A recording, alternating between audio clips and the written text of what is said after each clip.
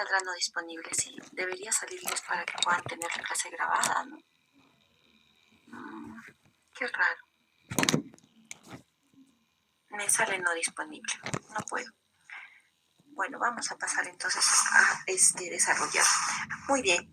Entonces vamos a ver el día de hoy. Tenemos un propósito, como todas nuestras sesiones, es poder conocer y describir a los Streptococcus y a sus especies más importantes. Entonces, Streptococcus, tan igual como Staphylococcus, estimados, es un coco gram positivo, ¿no?, que cuenta con aproximadamente 74 especies. Imagínense, Staphylococcus estábamos en 54, este es mucho más amplio. Y por supuesto, vamos a tener un grupo que va a estar vinculado netamente con patología humana, de tal manera que nosotros vamos a estudiar a ese grupo de importancia clínica. Y son solo algunas especies, como las que tienen ustedes aquí, que son las más importantes. Vamos a estudiar a Streptococcus pyogenes, que representa el grupo A de los Streptococcus, a Streptococcus agalacti, que representa el grupo B, y vamos a estudiar a Streptococcus pneumoniae, que se le conoce generalmente como el neumococo. ¿Qué características vamos a encontrar en este grupo de bacterias? Bueno, en primer lugar, como les he mencionado, vienen a ser cocos gram positivos, pero ya no los vamos a ver dispuestos en racimos como los veíamos a Staphylococcus, sino los vamos a ver ahora dispuestos en cadenas. ¿Y con qué técnica nosotros podemos ver esta disposición en cadenas, estimados? ¿Qué utilizamos? La tinción de Gram. Coloración Gram. Excelente, Jonathan. Usamos una simple coloración Gram para poder clasificar a la bacteria. Sabemos que va a ser un coco y a la vez aprovechar en ver su morfología, que la vamos a tener en este caso dispuestas en cadenas. ¿Estamos de acuerdo? Sí. Muy bien. Por otro lado, son iguales que Staphylococcus, son anaerobios facultativos. Pero miren, acá hay algo importantísimo, que vamos a tener una diferencia sustancial con respecto a lo que son Staphylococcus. Este grupo no presenta la enzima catalasa. Recuerdan que a Staphylococcus lo podíamos reconocer rápidamente porque veíamos las características coloniales y las sometíamos a una prueba de catalasa. Nos daba catalasa positivo, podíamos recurrir también al Gram y ya sabíamos que estábamos frente al género Staphylococcus. En este caso, cuando tengamos las características coloniales, igual vamos a hacer una catalasa y nos debe dar en este caso negativo, ¿no? ¿Qué utilizábamos para hacer una prueba de catalasa? ¿Cómo hacíamos? El peróxido de hidrógeno. Ajá, peróxido de hidrógeno, muy bien. Isaura, ¿a qué porcentaje? 10%. Muy alto, Jonathan. ¿A cuánto? Al 0,3%. Muy bajito, Freddy. ¿A qué porcentaje ¿Pero estábamos? Al 5, ¿no? No, al 3%, ¿ya? Ya hecho, al 3%, y eso equivale a 10 volúmenes, hemos dicho, ya no es 10%, sino equivale a 10 volúmenes. Entonces, nosotros necesitamos tener el peróxido de hidrógeno al 3% para poder hacer la prueba de catalasa, ¿no? Por otro lado, nosotros vamos a resaltar en este grupo de Streptococcus que, miren, a pesar de los años que han pasado, estas bacterias aún siguen siendo sensibles a la penicilina. ¿Recuerdan Staphylococcus? Que dijimos que ya no habían Staphylococcus sensibles a penicilina, que todos, casi más del 90%, había desarrollado mecanismos de resistencia y pues generalmente beta-lactamasas que hacían frente principalmente a penicilina, ¿no? Entonces, los Staphylococcus eran muy, muy resistentes versus los Streptococcus, que aún podemos tratarlos con una penicilina G, que pues eso es maravilloso, ¿no? Porque no tenemos todavía gran magnitud de resistencia en este grupo de patógenos. ¿Dónde los encontramos? Pues distribuidos ampliamente en la naturaleza, igual que a Staphylococcus. Y por supuesto también hay que resaltar que un grupo de ellos vienen a formar parte de nuestra microbiota normal, ¿no? Así como nosotros veíamos a qué estafilococo principalmente formaba parte de nuestra microbiota normal, chicos, ¿recuerdan? Epidermidis. Ah, excelente, epidermidis, ¿no? Dijimos que era el grueso de nuestra microbiota. Igual aquí en Streptococcus vamos a mencionar a todo ese grupo de Streptococcus viridans, ¿no? Que forman parte de la microbiota humana, ¿no? Y que pues nos va a conferir también el grado de protección en las áreas anatómicas que nosotros vamos a referir en un momento. Y pues hay que resaltar, como ustedes han visto, de esas 74 especies, solo algunas están vinculadas a patologías en el ser humano, pero son de gran importancia clínica. Muy bien, entonces, ¿cómo vamos a clasificar a estos Streptococcus? O sea, ¿cómo los vamos a diferenciar? En primer lugar, nosotros podemos clasificar a este grupo, a este género de Streptococcus de importancia clínica por el tipo de hemólisis que producen. Ese es número uno. En segundo lugar, los podemos clasificar de acuerdo a la sustancia específica de grupo. ¿Qué viene a ser esto? De acuerdo al antígeno de la pared celular del tipo de estreptococo. En tercer lugar, de acuerdo a la cápsula que poseen, ¿no? ¿Qué tipo de polisacárido capsular tienen? Y por último, también podemos clasificarlos por las reacciones bioquímicas. Y ustedes van a ver ahora cuál les parece más fácil, ¿no? Que pueden utilizarlo rápidamente en sus laboratorios y que puede ser muy útil para una clasificación, pues, del momento, ¿no? Entonces dijimos que las clasificábamos en primer lugar por las hemólisis. ¿Qué quiere decir esto? Que si yo siembro una muestra, un fluido biológico en un agar sangre, porque el agar sangre es el medio de cultivo ideal para poder cultivar Streptococcus, Staphylococcus. Sin embargo, también contamos con medios de cultivo selectivos para Streptococcus, ¿no? Y eso va a depender de la economía que maneja cada laboratorio clínico, ¿no? Si es un laboratorio clínico que pertenece al Estado o a una clínica particular, ¿no? Yo creo que las clínicas tienen mayor poder adquisitivo y deberían manejar mejores equipamientos, mejores insumos, materiales de última gama, de tal manera que podamos dar un diagnóstico mucho más rápido y sensible y específico, ¿no? Aquí tenemos la clasificación por hemólisis, que quiere decir que cuando yo siembro a la bacteria en cualquier fluido biológico que esté manejando, ahora vamos a ver qué fluidos biológicos vamos a manejar para aislar este grupo de bacterias. Yo voy a tener el agar sangre, ¿no? Desarrollado dentro de las 24 a 48 horas y voy a ver dos características importantes. Grupos de Streptococcus que producen una alfa hemólisis, que viene a ser este pigmento verduzco alrededor de las colonias, que me van a indicar una hemólisis incompleta, parcial. ¿Qué quiere decir? Que el Streptococcus tiene hemolicinas, pero que no son tan potentes, o sea que no pueden destruir a los glóbulos rojos del agar sangre completamente. Los destruyen parcialmente y es por ello que los evidenciamos con esa tonalidad. Y hay otro grupo de Streptococcus que poseen hemolicinas mucho más potentes, mucho más fuertes y que son capaces de destruir a los glóbulos rojos en torno al crecimiento de la colonia y dejan unos halos transparentes. Y entonces los conocemos como hemólisis beta o hemólisis completa. ¿Hasta ahí tienen alguna pregunta?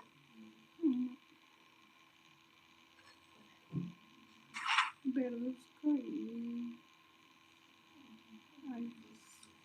¿Alguna duda tal vez, estimados? En mi parte, hasta el momento todo claro, licenciado.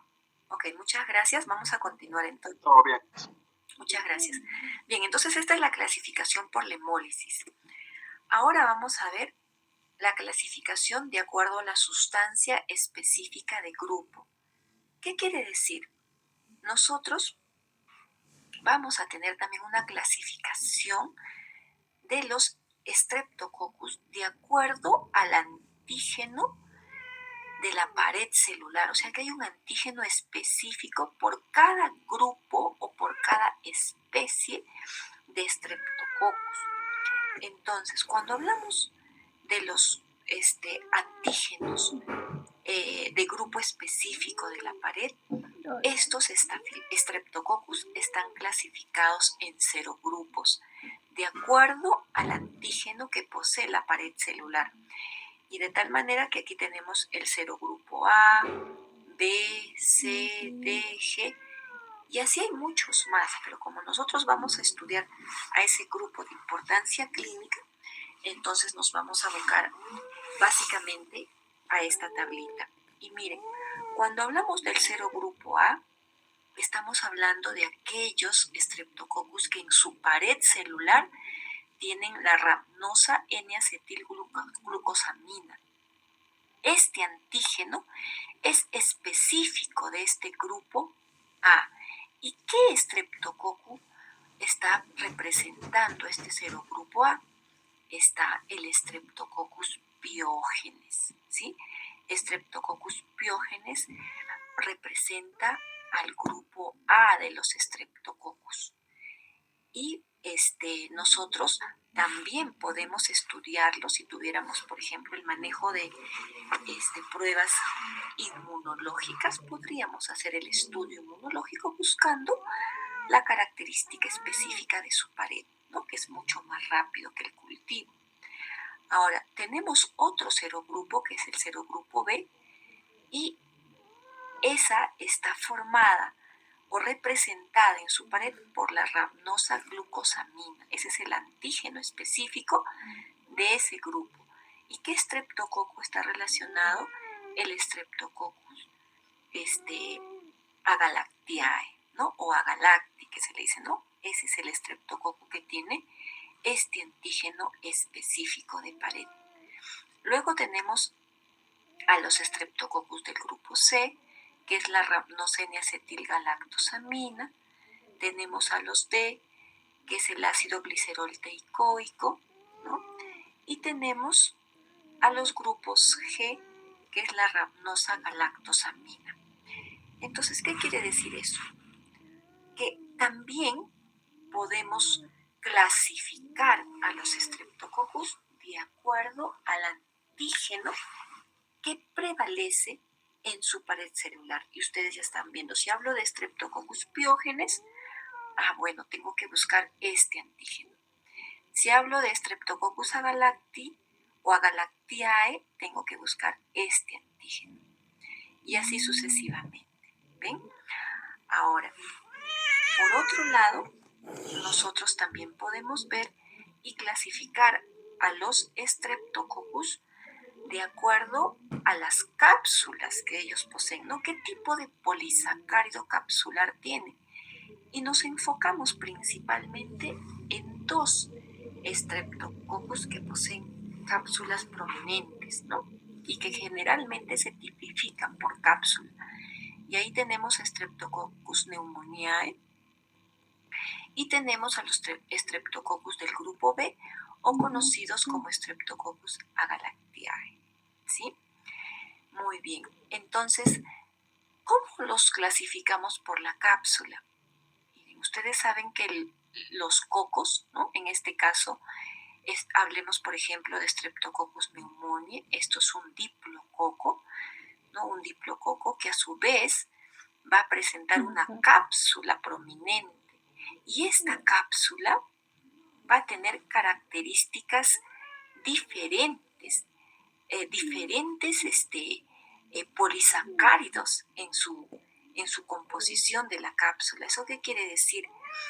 Que nosotros tenemos alrededor de 90 tipos capsulares para Streptococcus pneumoniae. Es como que, imagínense que nosotros mencionáramos que todos ustedes no son estudiantes de tecnología médica, todos ustedes están en la línea de laboratorio clínico y anatomía patológica. Vamos a decir que todos ustedes están pues muy pronto a ser tecnólogos médicos en la especialidad de laboratorio clínico y anatomía patológica, ¿cierto? Todos. Pero ¿todos serán iguales? No.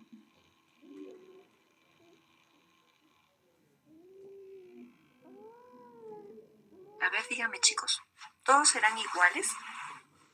No, Miss. No, igualito véanlo a Streptococcus pneumoniae. Todos son Streptococcus pneumoniae, pero no son iguales. Hay más de 90 tipos. ¿Qué quiere decir? Que si yo me infecto con uno de estos el día de mañana, me queda todavía 89 tipos que me pueden atacar.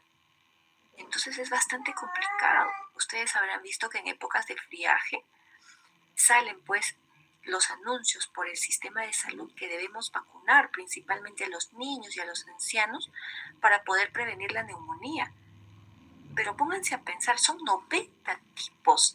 Es por eso que el boom ahora en cuanto al desarrollo de vacunas para poder enfrentar Streptococcus pneumoniae, pues está avanzando cada vez más y más. Antes se colocaban una vacuna donde se incluía pues a muchos serotipos de Streptococcus pneumoniae en base a su cápsula, ¿no? 12, 15 serotipos. Hoy en día tenemos vacunas desarrolladas que alcanzan más de 30 serotipos. ¿Para qué? Para poder cubrir al máximo los serotipos más comunes que atacan en niños y que atacan a los ancianos. Así es que vamos a discutir en la próxima clase a ver qué han averiguado sobre esos antígenos capsulares de Streptococcus pneumoniae, y quisiera que investiguen, por favor, en las vacunas que les colocan a los niños actualmente y en las vacunas que les colocan a los ancianos. ¿Qué serotipos contienen cada uno de ellos? ¿Cuántos? 10, 15, 20, 30. ¿Cuántos serotipos? ¿Y cuáles son esos serotipos a los cuales están siendo pues inoculados en el organismo de este grupo? ¿Y qué se espera, no? ¿Qué se espera? La protección contra qué serotipos y quiénes están quedando obviamente sin cubrir, ¿sí? Por otro lado tenemos a Streptococcus del grupo B. También Agalacti tiene diferentes tipos de polisacáridos capsulares, que no es muy común que se les estudien, no es más que nada con fines de investigación. Pero imagínense ustedes poder investigar, ¿no?, en niños tan pequeñitos el estudio de Streptococcus pneumoniae. ¿Por qué? Porque muchos somos portadores. ¿Qué quiere decir? Que estamos colonizados con esta bacteria. Ya vamos a verlo en la próxima clase cuando estudiemos a Streptococcus pneumoniae y ustedes me colaboren con eso de las vacunas. Vamos a ver qué sucede, ¿no?, con los portadores de Streptococcus pneumoniae. Muy bien. Y ahora vamos a pasar ya a clasificar y ver quiénes son esos Streptococcus que pertenecen, por ejemplo, al grupo de los beta-hemolíticos, de los alfa-hemolíticos, ¿no? ¿Por qué? Porque si ustedes ven, nosotros acabamos de estudiar la clasificación de los Streptococcus y hemos visto que puede ser de acuerdo a la hemólisis, de acuerdo a la sustancia específica de grupo, hemos hecho de acuerdo al antígeno de la pared, de acuerdo al polisacárido capsular y de acuerdo a las reacciones bioquímicas, ¿no? Ahora vamos a empezar a verlas. ¿Quiénes son esos Streptococcus que producen beta-hemólisis? ¿Sí? Como ustedes verán, de todos esos grupos que hemos hablado de clasificación, el que es más simple, el que me parece más sencillo, es la clasificación por el tipo de hemólisis que produce. Entonces, vamos a clasificarlos de esa manera. Y aquí estamos viendo a los Streptococcus beta-hemolíticos. ¿Quiénes producen beta-hemólisis? Ya hemos dicho que la beta-hemólisis es una hemólisis completa alrededor del desarrollo colonial, que está dado principalmente por toxinas que liberan estos Streptococcus. ¿Y quiénes son esos Streptococcus? En primer lugar, Streptococcus piógenes, que representa al grupo A, ya hemos visto. Streptococcus agalacti, que representa al grupo B, y Streptococcus dysgalactiae, que representa al grupo C y G. Estos tres representan al grupo de Streptococcus beta hemolíticos de importancia clínica, ¿sí? Los Streptococcus alfa hemolíticos, aquellos que producen una hemólisis parcial, vienen a ser los Streptococcus pneumoniae y los Streptococcus viridans. Streptococcus pneumoniae es el patógeno y Streptococcus viridans viene a formar parte de nuestra microbiota normal. En la cavidad oral, en la cavidad genital, tenemos Streptococcus viridans como parte de nuestra microbiota normal. Sin embargo, también puede comportarse como un patógeno de vital importancia en el momento que encuentra la oportunidad. ¿Qué quiere decir? Que también conforma a esas bacterias oportunistas, ¿no? Por ejemplo, si lo tenemos en la cavidad oral, y ustedes ven, por ejemplo, pacientes ya de edad avanzada que de pronto tienen problemas con las dentaduras, o a veces están cariadas, o a veces se hacen una extracción y no hay el debido cuidado, pues estas bacterias encuentran una puerta abierta para poder pasar rápidamente a vía sistémica y pueden llegar a causar bacteriemia, endocarditis, ¿no? Entonces, sí, forman parte de nuestra microbiota normal, pero también son oportunistas. Eso no debemos olvidarlo. Bueno, vamos a empezar entonces con el estudio de Streptococcus pyogenes, ¿sí? El primer Streptococcus que hemos mencionado con características de beta hemólisis. Este Streptococcus realmente va a presentar diversas enzimas, toxinas como mecanismos de virulencia. Y uno de sus mecanismos de virulencia más representativos de esta bacteria es la proteína M. Esta proteína M viene a ser como un pili de la bacteria. Va a servir básicamente para la adherencia, para poder fijarse sobre nuestro epitelio, ¿no? Y de esta manera la bacteria puede encontrar la oportunidad de poder invadir nuestro sistema. Por otro lado, va a contar también con toxinas, por ejemplo, como las toxinas hemolíticas, streptolicina S, streptolicina O, ¿no? Va a poder, esta bacteria al poseer una cápsula, va a poder bloquear la actividad del sistema de complemento, va a bloquear la fagocitosis, ¿no? Entonces, va a tener muchos armamentos como para poderle hacer frente a nuestro sistema de defensa. Resaltamos a la proteína M, ¿por qué? Porque esta proteína M, tan igual como la cápsula de Streptococcus pneumoniae, tiene variedades y nos dice que hay más de 150 tipos de proteína M. ¿Qué quiere decir esto? Que hay entonces más de 150 tipos de Streptococcus pyogenes en base a su proteína M.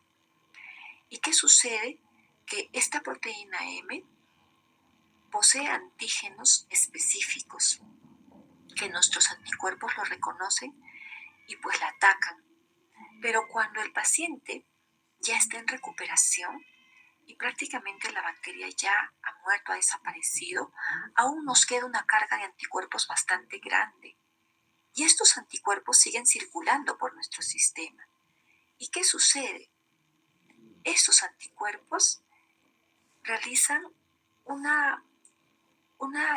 un reconocimiento cruzado con el músculo cardíaco, o sea, comienzan a reconocer antígenos muy parecidos al de la proteína M en el músculo cardíaco y comienzan a destruir el músculo del individuo. Y eso es en un estadio post-estreptocócico, o sea, cuando ya ha cesado la infección, y eso es la parte más peligrosa de esta bacteria. Por otro lado, ¿no? Esta proteína M, que también tenemos la T, que también es otro pili, pero no es tan agresiva como esta M, va a bloquear la fagocitosis, ¿no? Es una antifagocítica. Hace frente al C3 del sistema de complemento. Y resaltemos que básicamente esto está enfocado a Streptococcus pyogenes. Aquí podemos ver todas las toxinas y enzimas más importantes de Streptococcus pyogenes y podemos citar a streptocinasa, a streptodornasa, ¿no? ¿Qué cosa hace la streptocinasa? Es la que va a licuar los coágulos, ¿no? ¿Qué sucede? Ustedes recordarán en inmunología, nosotros hablamos de la respuesta inflamatoria y dijimos que cuando hay inflamación hay extravasación del plasma sanguíneo en la zona afectada y se forma un coágulo, ¿no? Entonces, ¿qué sucede? Ese coágulo comienza a atrapar a los patógenos. ¿Para qué? Para que el macrófago pueda fagocitarlos. Pero la streptocinasa destruye ese coágulo formado, de tal manera que permite la migración de los patógenos. Ahora, con respecto a streptodornasa, esta está vinculada a disminuir la viscosidad de los exudados purulentos. Ustedes habrán visto alguna vez algún, de repente familiar o en algún momento, alguna herida infectada, no llena de pus, o alguna zona con infección, donde hemos visto pues un exudado purulento. ¿Qué sucede? Ay, ¿qué ha ocurrido?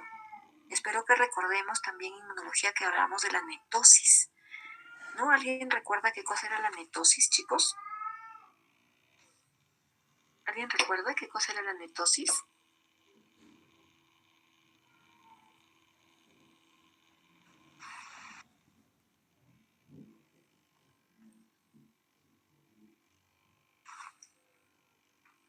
Bueno, yo les recuerdo entonces, chicos.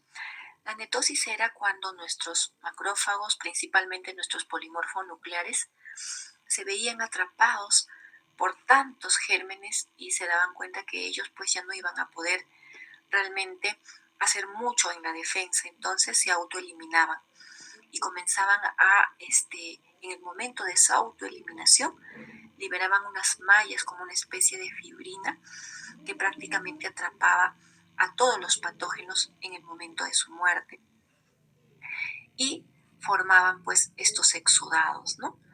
Pero la streptodornasa lo que hace es romper y destruir esa viscosidad. ¿Para qué? Para poder dejar libre también a Streptococcus. Igual que Staphylococcus en el caso de la hialuronidasa, esta enzima lo que hace es destruir el tejido, ¿no? Invasión hística y decíamos en Staphylococcus. Y pues lo que hace realmente es propagación del microorganismo, degrada nuestro tejido conjuntivo. Con respecto a las exotoxinas, hablamos también de los superantígenos porque también esta bacteria puede contaminar alimentos.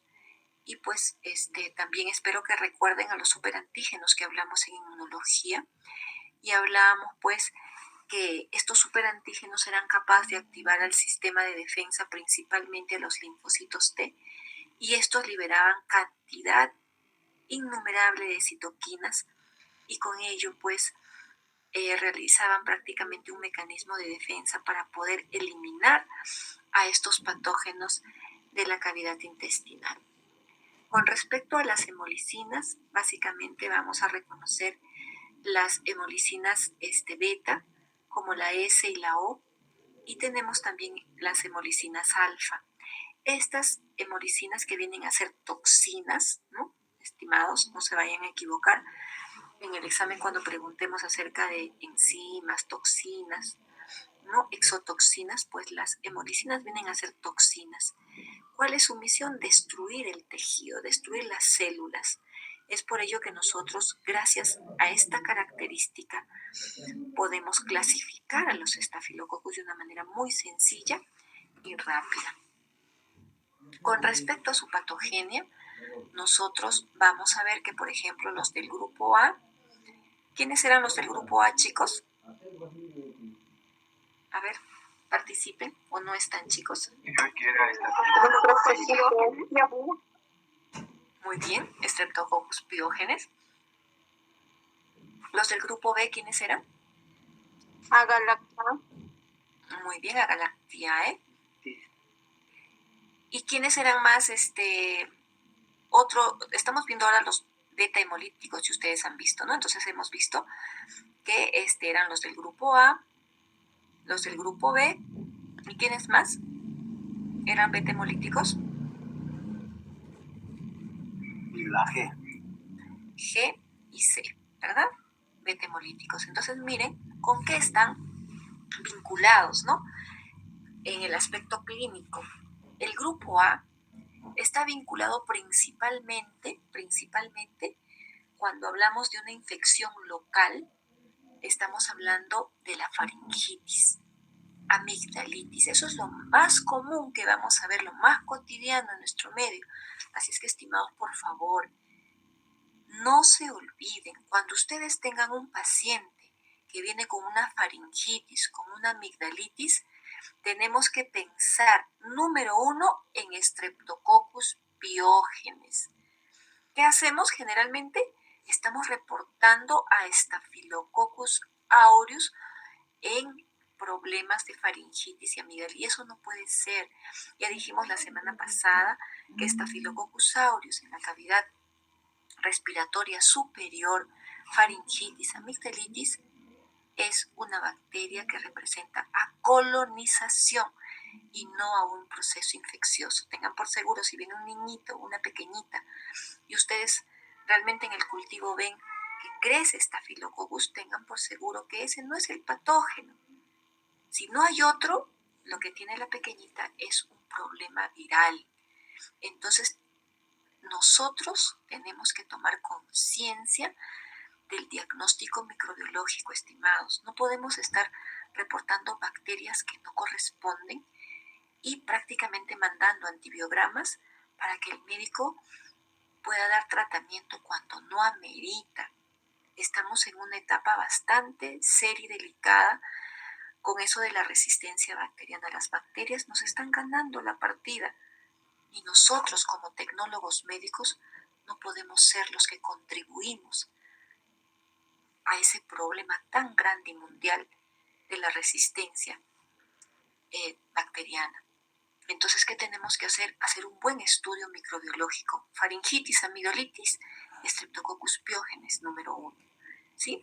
Ahora, este Streptococcus pyogenes también puede causar otras patologías, ¿no? Que pueden incurrir en cosas muy serias, por ejemplo, una erisipela, impétigo, celulitis, ¿no? Una glomerulonefritis, puede también causar una bacteriemia, ¿no? Realmente son cosas que no van a ser tan cotidianas, pero también las vamos a ver. Pero lo que es esa infección local la vamos a ver frecuentemente. Ahora, con respecto, eso es con respecto a Streptococcus pyogenes. Ya vamos a ver más adelante cuando toquemos al grupo B, C y G, también vamos a ver qué infecciones están vinculados, ¿no? Wow. Y nosotros podemos ver aquí, ¿ven? Streptococcus pyogenes vinculado principalmente a una infección local, faringitis, amigdalitis. Cuando ustedes toman la muestra en el laboratorio, ustedes deben observar la cavidad oral, deben observar, no ver. Ver es muy ligero. Observar, que me permita ver esos puntos rojos. ¿Qué quiere decir eso? El daño tisular. Ahí están las toxinas hemolíticas, ¿ven? Cuando ustedes ven ese techo de la boca con esas características, piensen en Streptococcus pyogenes. Ahí está la lesión amigdaliana. Ahí está la faringe posterior totalmente inflamada. Entonces yo con el hisopo, ¿no? De preferencia de nylon, debo recoger esta secreción de amígdalas, debo ir por detrás de la úvula y recoger esa secreción de la faringe posterior, pero solo a ese nivel que estoy observando. No es que me voy a ir al fondo y vaya a hacer que toque la glotis y al paciente pues puedo causarle un daño de ahogo, ¿no? Repentino. Entonces tenemos que tener cuidado también. Y por otro lado, pues acá podemos ver la fascitis necrosante, podemos ver el impétigo, podemos ver erisipela, ¿no? Que son casos que no van a ser tan frecuentes, pero que causan. Y luego las secuelas supurativas que hemos dicho. ¿Quién causaba esas secuelas supurativas, estimados? A ver, ayúdenme.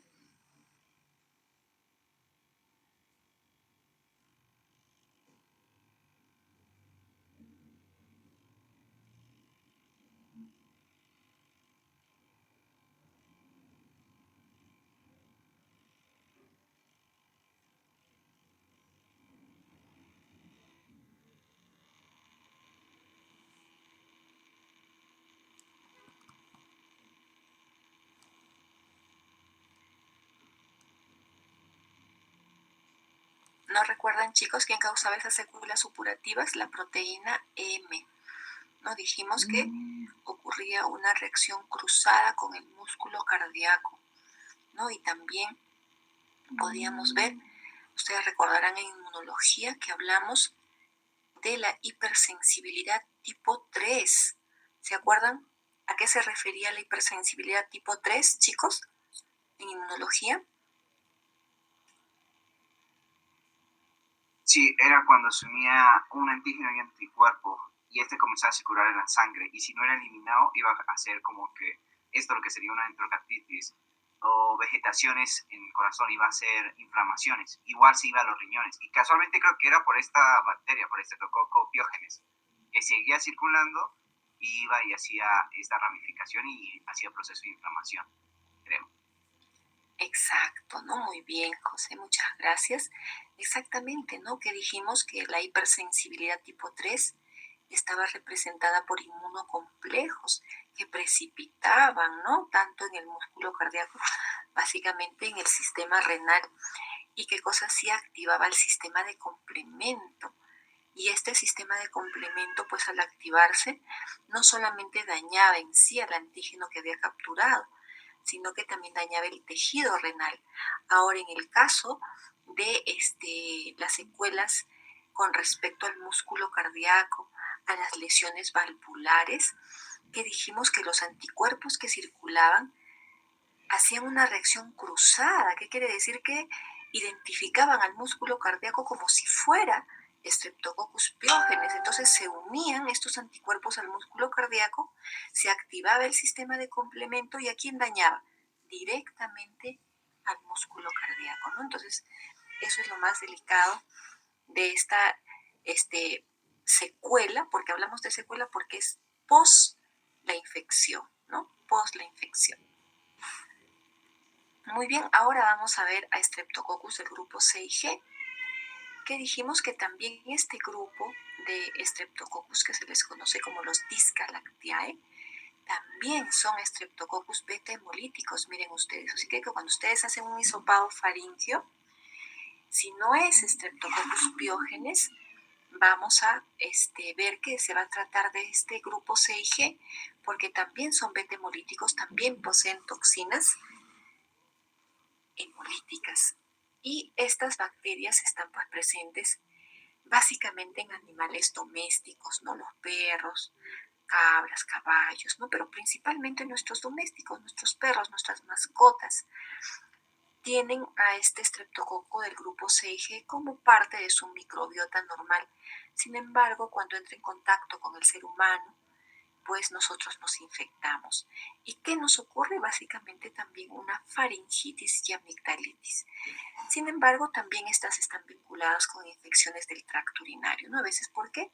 Porque a veces nos dejamos lamer las manitos y con esas manos contaminadas vamos al servicio y pues ahí llevamos la bacteria y nos contaminamos. Esta bacteria también tiene la proteína M, tiene ácido hialurónico mucho que puede destruir también nuestro tejido y acá les he puesto que pues son responsables también de faringitis.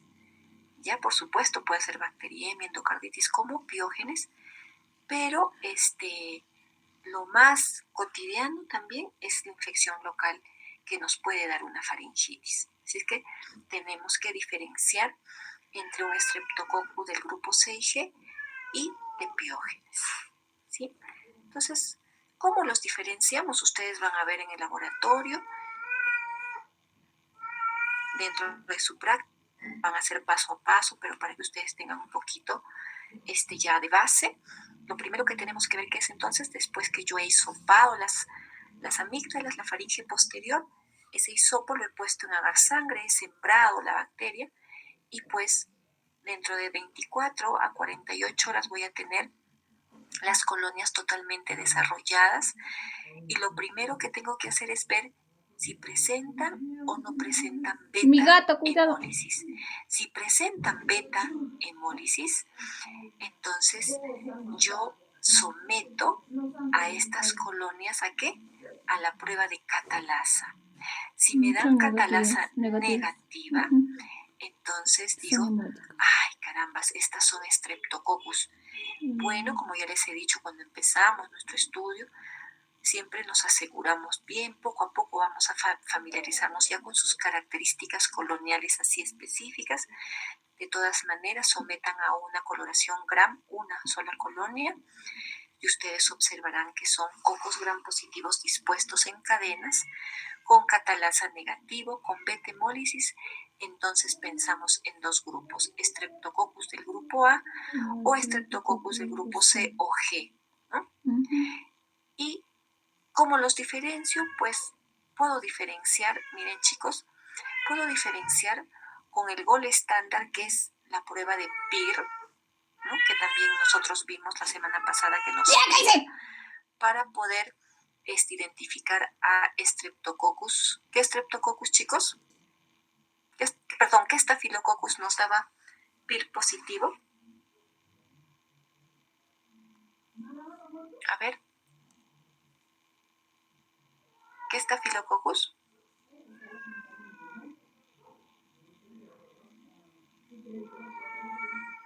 ¿No recuerdan? Era Staphylococcus lugdunensis, ¿no? Nos daba PIR positivo. Entonces aquí también para Streptococcus nosotros podemos utilizar, cuando vemos la beta hemólisis, vemos catalasa negativo, un Gram que nos presenta cocos Gram positivos en cadena, yo someto a una prueba de PIR y el PIR me va a dar positivo si es Streptococcus biógenes, y si me da negativo, entonces pasaría a ser Streptococcus del grupo C o G. Sin embargo, tenemos otra opción que es lo más común, es utilizar las pruebas de bacitracina, que son solo discos de bacitracina, que son antibióticos, ¿no?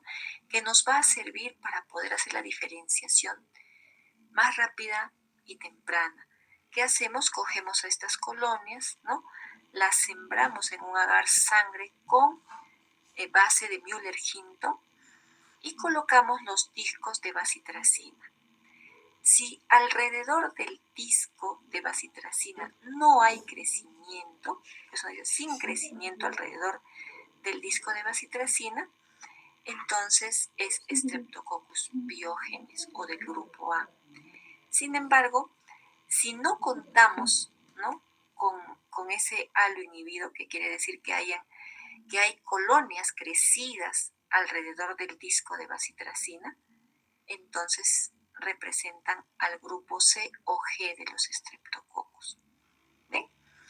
Entonces, creo que en ningún laboratorio va a faltar pues estas pruebas de bacitracina, y si podemos contar con las pruebas de PIR, por supuesto que son mucho más costosas, mucho más costosas que los discos de bacitracina, pues sería excelente, ¿no?, hacerle PIR, ya que ese es el gol estándar para poder identificar a Streptococcus biógenes. Y por diferencia ya podemos concluir si se trata de Streptococcus del grupo C o G. ¿Sí, chicos? ¿Me han entendido esta parte? Sí. ¿Alguna pregunta?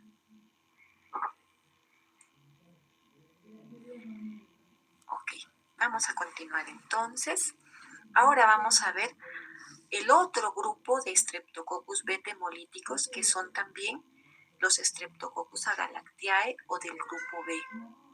Estos Streptococcus agalactiae también son beta hemolíticos, miren, pero ya no los vamos a ver en cavidad respiratoria superior. A estas bacterias las vamos a ver a nivel del canal vaginal, están a nivel del tubo digestivo. ¿Qué nos dice? Los estudios nos dicen que alrededor del 15 al 30% de mujeres se encuentran colonizadas por Streptococcus del grupo B. Mientras estén, de acuerdo a la edad, ¿no?, si son niñas, adolescentes, pues no va a haber ningún problema. El problema va a cursar en el momento de que esta dama pues ya llegue a una edad reproductiva, ¿no? Entonces, ¿qué sucede? Que durante la etapa de gestación la mujer se inmunosuprime, las defensas disminuyen y esta bacteria aprovecha, es una oportunista para causar daño en la mujer. Inicialmente empieza con infecciones urinarias, ¿no? Y luego, pues está latente para el momento del parto. En el momento que el bebé pasa por el canal del parto, aspira a esta bacteria, ¿no? Y pues el riesgo de meningitis y septicemia en el recién nacido es bastante grande. Así es que uno de los protocolos para poder hacer el descarte, pues está dentro de las 34 a 36 semanas de gestación, ¿no? Que toda mujer gestante debe pasar para hacerse el descarte de la presencia o ausencia de Streptococcus agalacti. De estar presente, debe recibir su tratamiento para erradicar a la bacteria y así prevenir la infección en el recién nacido. También la mujer misma está en riesgo de adquirir una infección posparto, ¿no? Entonces es necesario hacer los estudios, pues sería ideal hacerlos antes de la concepción, ¿no? Sería ideal, pero pocas mujeres realmente quizás se preocupan por hacerse el descarte de esta bacteria, generalmente por desconocimiento.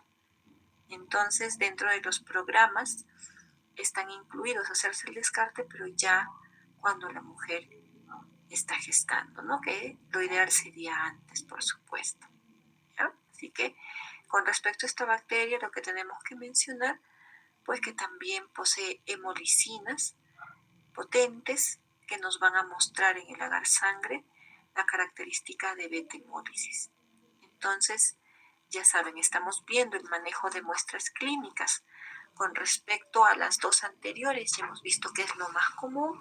Con respecto a esta, estamos viendo que va a ser en una secreción vaginal, puede ser en muestras de orina de mujeres gestantes, que debemos estar alertos para poder hacer la detección temprana, ¿sí? Entonces, ¿qué prueba utilizamos para poder corroborar si estas bacterias que me han crecido en el agar sangre, de repente esta es una muestra de secreción vaginal o es una muestra de orina, un urocultivo, y he visto estas características?